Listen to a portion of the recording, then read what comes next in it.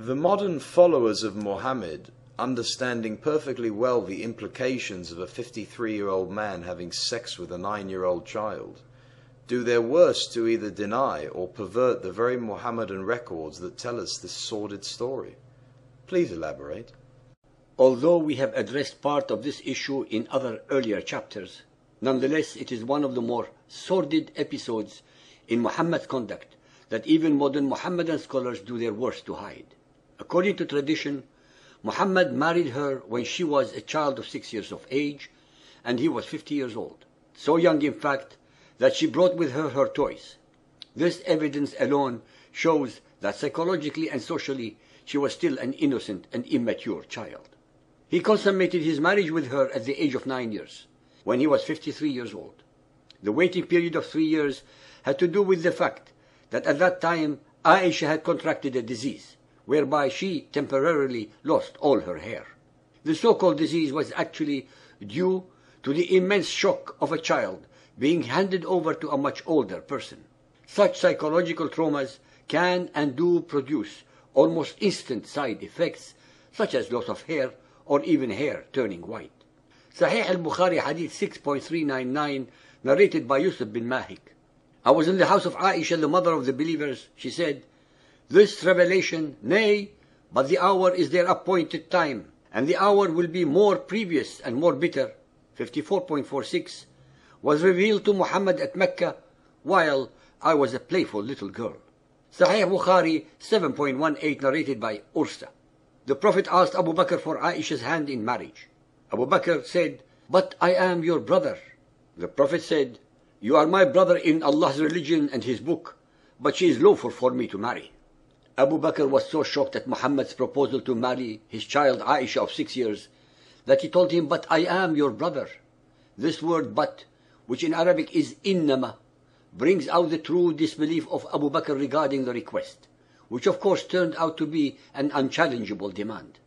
Abu Bakr's shock alone is evidence that what Muhammad was demanding was against the social norms of even the pagans of 1400 years ago. Since his companions actually believed him as the messenger of Allah, Muhammad was able to fulfill each and every one of his fantasies, lusts, and desires. Muhammad was able to receive alleged divine verses, sanctifying them with made-to-order revelations from his accomplice, the ever-obedient and willing Allah. Sahih al-Bukhari 5.234, narrated by Aisha. The Prophet engaged me when I was a girl of 6 years. We went to Medina and stayed at the home of Ben al-Harith bin Khazraj.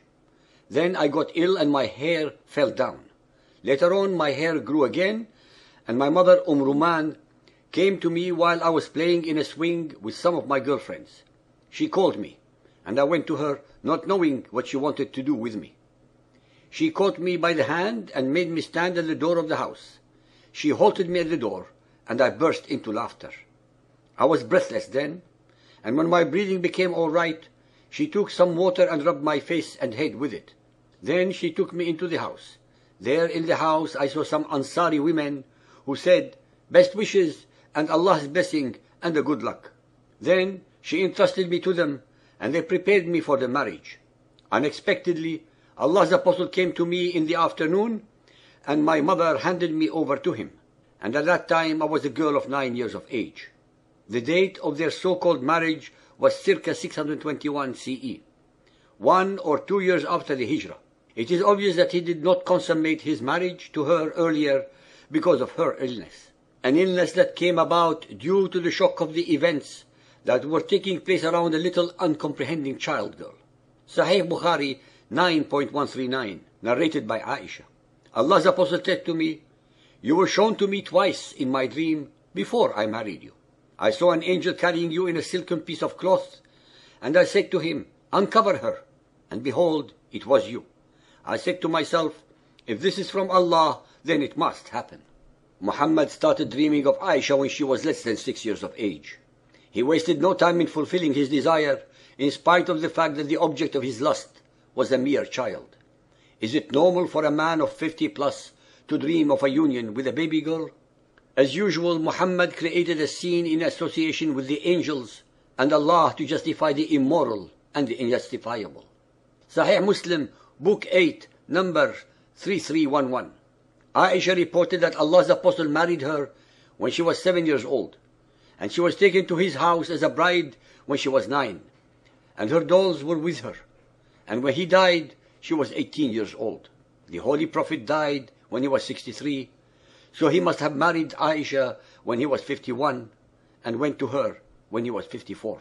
Sahih Bukhari, Volume 5, Book 58, number 245, narrated by Aisha. I never remembered my parents believing in any religion other than the true religion, i.e. Islam. If Aisha was older, i.e. 16 or 18, as some Muslims claim, she would have remembered the religion of her parents prior to becoming Muslims. Sahih al-Bukhari 7.88, narrated by Ursa. The Prophet wrote the marriage contract with Aisha while she was 6 years old, and consummated his marriage with her while she was 9 years old, and she remained with him for 9 years, i.e. till his death. Sahih Bukhari 8.151, narrated by Aisha. I used to play with the dolls in the presence of the Prophet, and my girlfriends who also used to play with me. When Allah's Apostle used to enter my dwelling place, they used to hide themselves, but the Prophet would call them to join and play with me.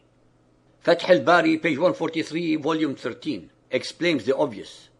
The playing with the dolls and similar images is forbidden, but it was allowed for Aisha at that time, as she was a little girl not yet reached the age of puberty. Muhammad was invariably permitted by the ever-obliging Allah to have Allah's rules broken only in his case. Once again, another Muhammadan scholar confirms that Aisha had not then reached puberty. Sunan of Abu Dawood, Hadith 2380, narrated by Aisha. The Prophet used to kiss her and suck her tongue when he was fasting.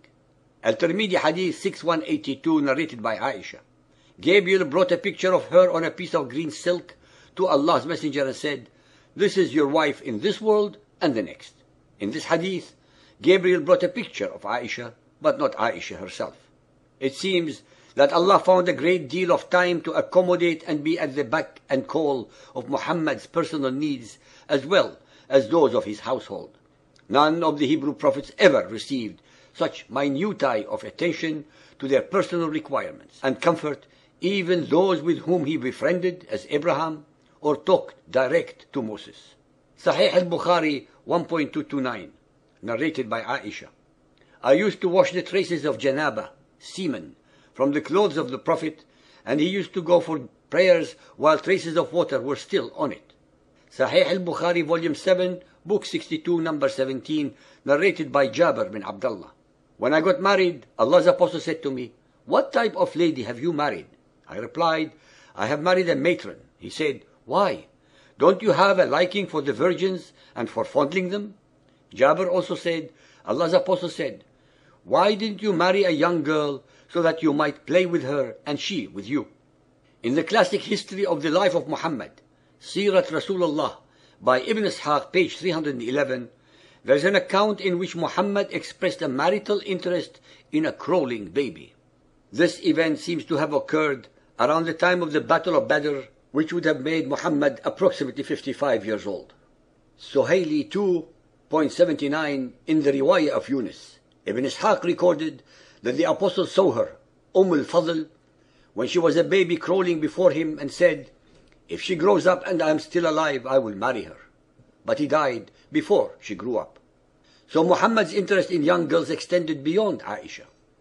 Why would anyone think that Muhammad's sexual interest in babies be the timeless expression of the will of Allah? How does such a prurient desire support Muhammad's claim to be a prophet of Allah? Such a desire by an old man is contrary to nature, and it is a perversion against the moral order of Allah's universe. Ladies and gentlemen, so-called believers and unbelievers, be aware that in the Arabic language of Muhammad's time, a single word, nikah, meant having sexual intercourse, marriage, or rape. Since Aisha was 6 years old when she was so-called married to Muhammad, nakaha, which is way below the age of intelligent consent, and as the ahadith demonstrate, Aisha was his unwilling partner. When he penetrated her at the age of 9, the same word, nakahaha, is used. Yet again, consent was not given. Hence, based entirely upon all the evidence at hand, This is purely a case of rape. Muhammad raped Aisha. As an aside, although Muhammad preferred to have sex with the young Aisha more than any of the other 8 wives, she was not able to conceive. It should be pointed out that he most probably damaged her reproductive system by penetrating her at such a very early age.